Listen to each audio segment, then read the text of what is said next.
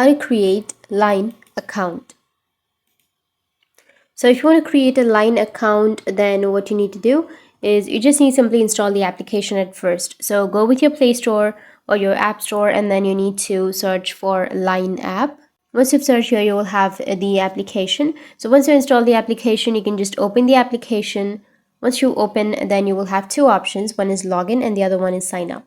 So if you want to create an account, then you need to go with sign up, which is on the bottom, and select your country or region where you currently live, and then tap on continue with Google, which is on the bottom. After that, select your Google account, and it will take you to create an account page if you've not created an account with that Google. So enter your name, and you can also add your profile media and go with the arrow which is on the bottom right, and now create a password. Once you've created, go with the arrow again which is on the bottom right, and it will start syncing your account data.